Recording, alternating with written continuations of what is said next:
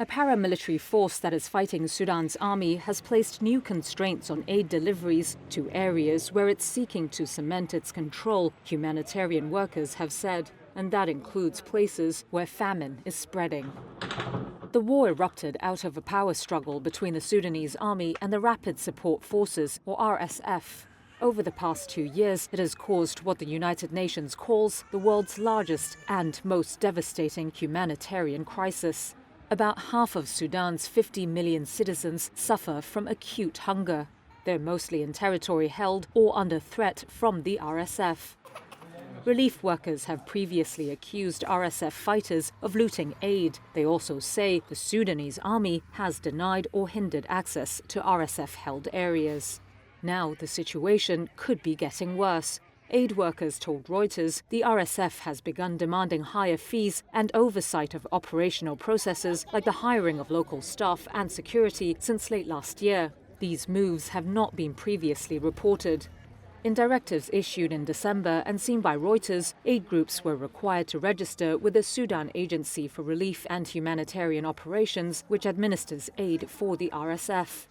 The aid workers, who requested anonymity, said failure to register leads to arbitrary delays and travel permits being rejected.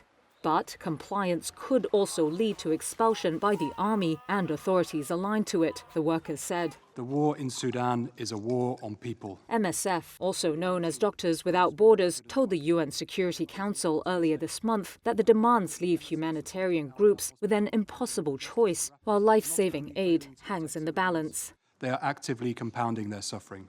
Both warring parties deny impeding aid.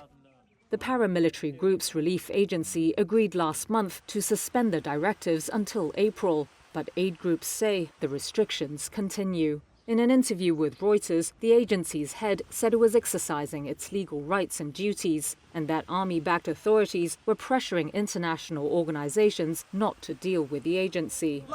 It comes as the RSF tries to form a parallel government in western Sudan, while it's rapidly losing ground in the capital, Khartoum, where the army was seen taking back control of the presidential palace this week. The tightening of bureaucratic controls is driven partly by the RSF's quest for international legitimacy, but it also offers a way to raise funds for a faction facing military setbacks while still controlling parts of the country, the aid workers said. That includes almost all of the western region of Darfur, where several areas are hit with famine. There, the fear is that hundreds of thousands of people, many of them displaced previously in the conflict, are now at a greater risk of starvation.